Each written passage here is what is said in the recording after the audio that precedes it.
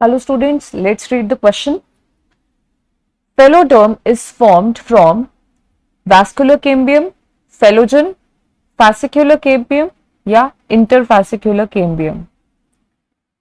तो students phelloderm हमसे पूछा है कि कैसे बनता है, किस चीज से बनता है फेलोडर्म. ठीक है, तो सबसे पहले तो हम समझ लेते हैं कि ग्रोथ क्या होता है प्लांट्स में. प्राइमरी ग्रोथ क्या होता है. प्लांट्स में ग्रोथ दो टाइप का होता है, एक तो प्राइमरी ग्रोथ होता है एंड सेकेंडरी ग्रोथ होता है.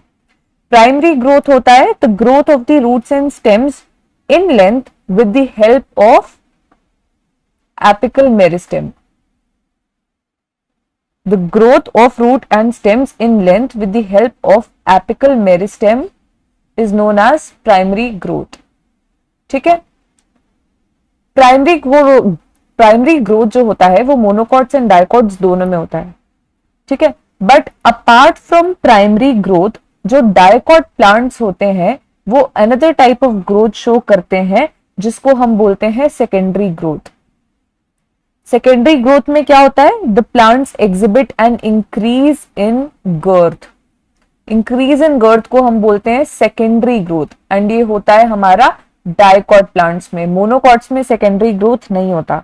ठीक है, द टिश्यूज जो इसमें इन्वॉल्व होते हैं सेकेंडरी ग्रोथ में वो होते हैं हमारे लेटरल मेरिस्टेम्स. ओके, अब लेटरल मेरिस्टेम्स जो होते हैं वो दो टाइप के होते हैं. वैस्कुलर कैम्बियम होता है एंड कॉर्क कैम्बियम होता है. ओके, डाइकॉट्स में भी स्टेम्स एंड रूट्स दोनों में हमें सेकेंडरी ग्रोथ देखने को मिलती है.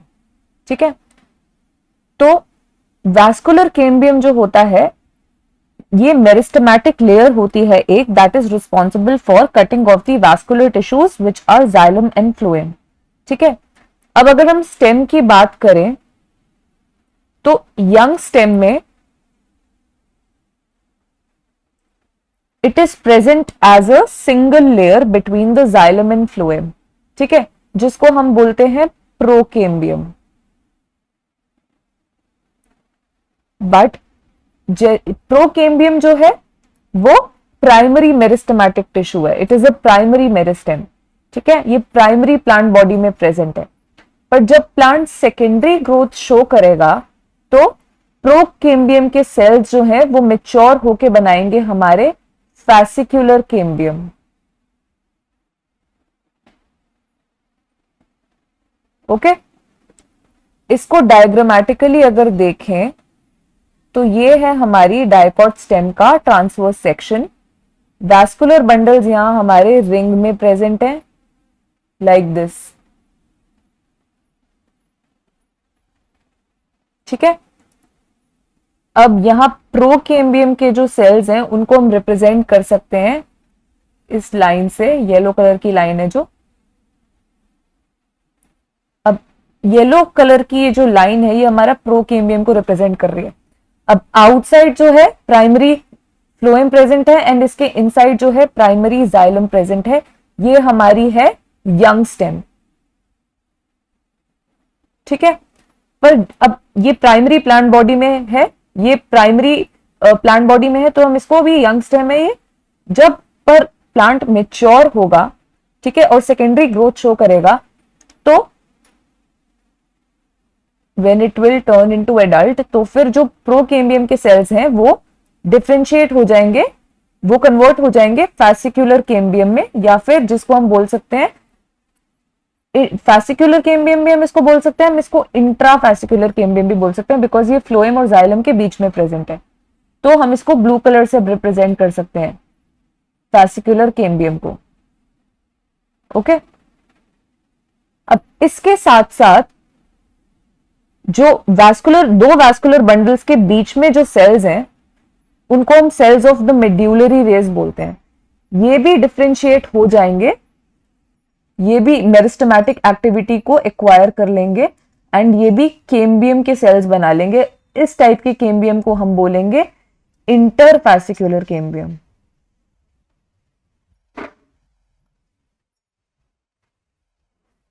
ठीक है, तो ये cells of the medullary rays जो दो वैस्कुलर बंडल्स के बीच में प्रेजेंट थे, इन्होंने भी मेरिस्टेमेटिक एक्टिविटी एक्वायर कर ली एंड इन्होंने बना लिया हमारा इंटरफैसिकुलर कैम्बियम। इंटर इसलिए क्योंकि ये दो वैस्कुलर बंडल्स के इंटर में प्रेजेंट है, यानी कि बीच में प्रेजेंट है। एंड इंट्रा इसलिए फैसिकुलर कैम्बियम को इंट्राफैसिकुलर इसलिए बोल रहे हैं बिकॉज ये जाइलम एंड फ्लोएम के बीच में प्रेजेंट है within the same vascular bundle. Okay, so अब ये हमें दिख रहा है complete ring of vascular cambium form हो गई है। Okay, complete ring of vascular cambium बोल रहे हैं because interfascicular cambium plus intrafascicular cambium को हम कलेक्टिवली बोलते हैं, ये इंट्राफैसिकुलर कैम्बियम है हमारा, इंट्राफैसिकुलर कैम्बियम, एंड ये है हमारा ऊपर वाला इंटरफैसिकुलर कैम्बियम, इंटरफैसिकुलर कैम्बियम। तो इन दोनों को हम कलेक्टिवली बोलते हैं वैस्कुलर कैम्बियम। ठीक है, तो जो वैस्कुलर कैम्बियम है it is responsible for the secondary growth.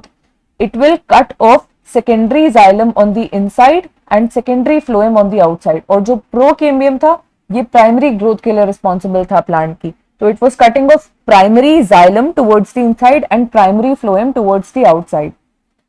Okay, तो स्टूडेंट्स अब जैसे कि स्टेम जो होती है it continues to increase in girth due to the activity of the vascular cambium, the outer cortical and epidermis की जो लेयर्स होती हैं वो ब्रेक हो जाती हैं and they need to be replace to provide new protective cell layers. ठीक है, तो सूनर और लेटर क्या होता है, another meristematic tissue called cork cambium और phellogen develops.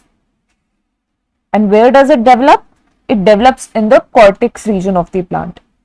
It is a couple of layers thick and it is made up of narrow, thin-walled and nearly rectangular cells. Okay. Now, phelogen जो होता है, it cuts off cells on both the sides. ठीक है. Towards the outer side, it cuts off cork cells और जिसको हम phellum भी बोल सकते हैं. And towards the inside, it cuts off secondary cortex cells जिसको हम फेलोडर्म भी बोल सकते हैं। तो फेलोडर्म ही हमसे क्वेश्चन में पूछा हुआ है कि फेलोडर्म इज फॉर्म्ड फ्रॉम, तो इसका करेक्ट आंसर क्या हुआ, फेलोजन या फिर कॉर्क कैम्बियम।